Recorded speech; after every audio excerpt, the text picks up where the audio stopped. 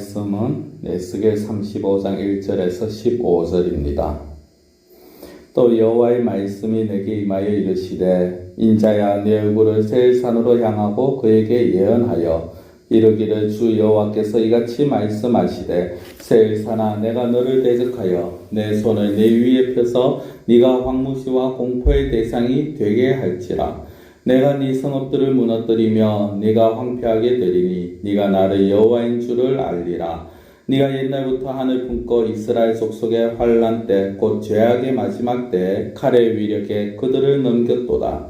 그러므로 주 여호와의 말씀이니라. 내가 나의 삶을 두고 맹세하노니 내가 너에게 피를 만나게 한즉 피가 너를 따르리라. 네가 피를 미워하지 아니하였은즉 피가 너를 따르리라.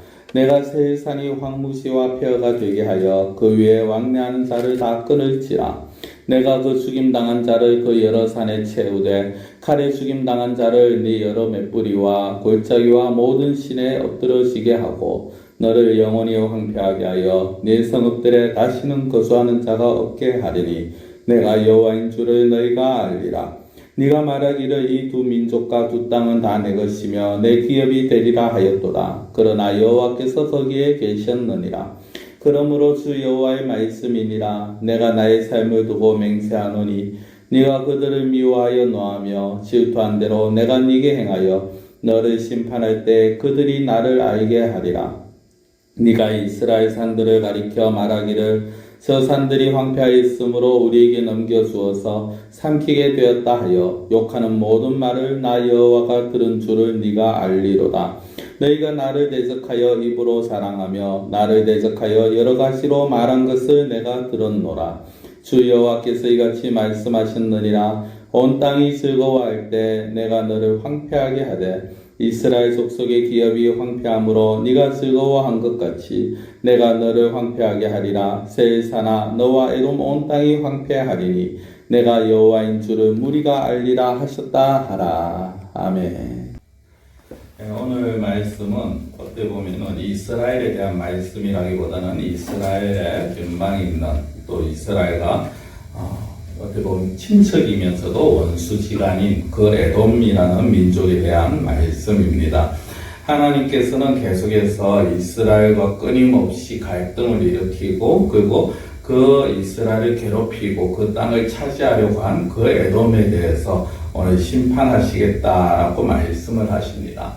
이 에돔이라는 민족은 사실상 이스라엘과는 굉장히 뗄 수 없는 민족입니다. 물론 우리가 아담의 혈육이다라고 모두 아담의 후손이다라고 말하면 한 민족이다라고 그렇게 할 수 있습니다만 사실 에돔과 이스라엘은요 그렇게 막연한 그런 사이가 아닙니다.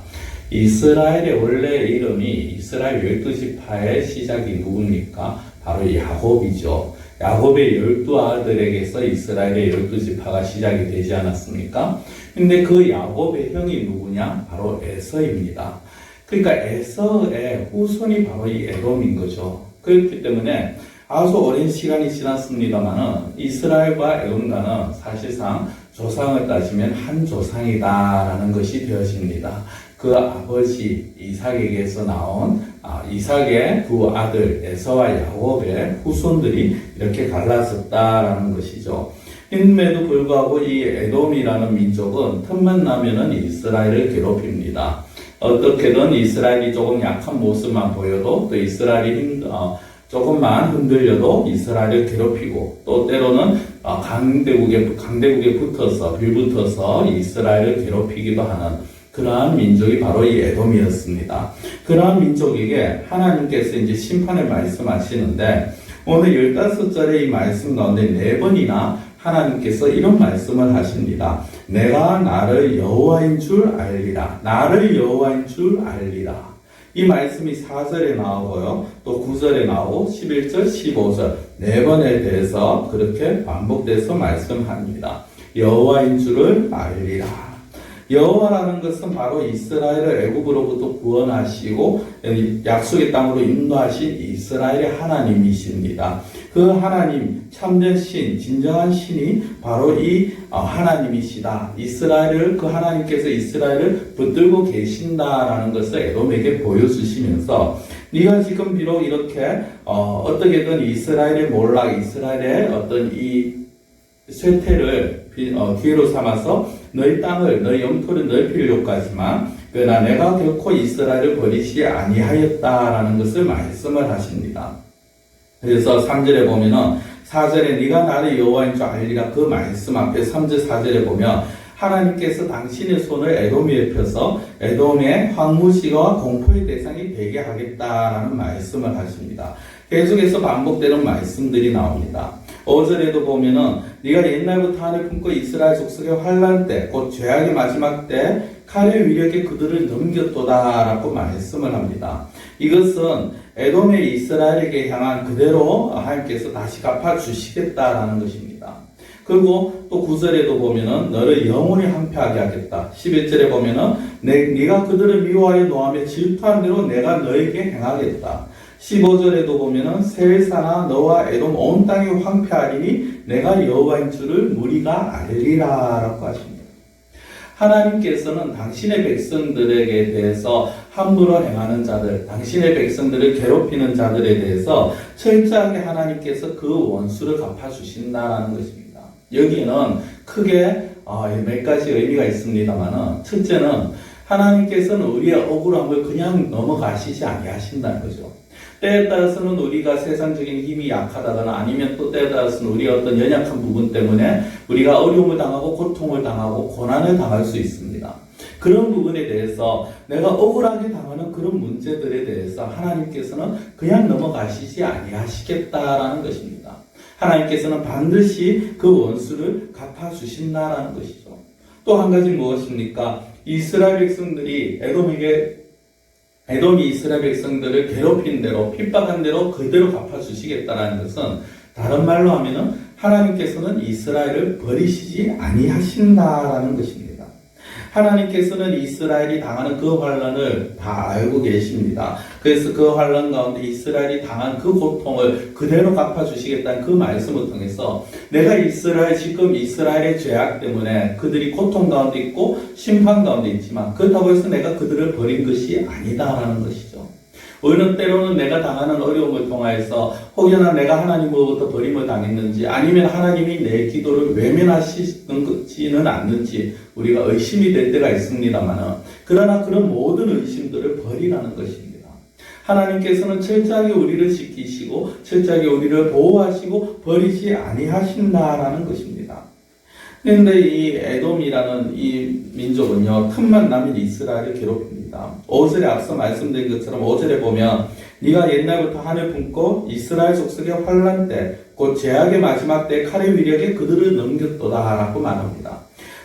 환난 때 곧 죄악의 마지막 때라는 것은 이스라엘 자손들이 족속이 그들의 죄로 인해서 심판으로 하나님께서 바벨론을 통해서 이 이스라엘을 공격할 때 이 에돔이 그 바벨론의 하수인이 되어서 이스라엘을 공격했다라는 것입니다. 어떻게 보면 환난 중에 있는 이스라엘을 도와주는 것이 아니라 오히려 칼을 휘둘러서 더 고통을 주고 더 괴롭히겠다 했다라는 것이죠. 여기에서도 우리가 또 볼 수 있는 것이 있죠. 하나님께서는 연약한 자를 괴롭히는 자를, 공공에 처한 이웃을, 어려운 가운데 있는 우리 주변의 이웃들을 돌아보지 아니하고 그들에게 폭력을 행하거나 그들을 괴롭히고 핍박하는 자들에게 하나님께서 반드시 그 책임을 물으신다라는 것입니다.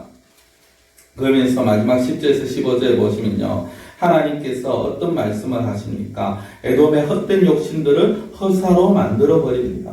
13절에 보면은 너희가 나를 대적하여 입으로 자랑하며 나를 대적하여 여러 가지로 말한 것을 내가 들었노라라고 합니다.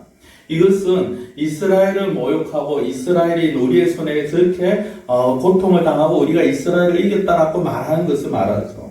그것은 결국 이스라엘을 이긴 것처럼 말하지만 하나님을 모욕하는 것입니다. 그들의 헛된 욕심은 그 이스라엘을 멸망시킴으로 인해서 자기들의 영토를 더 확장시키는데 있었다라는 것입니다.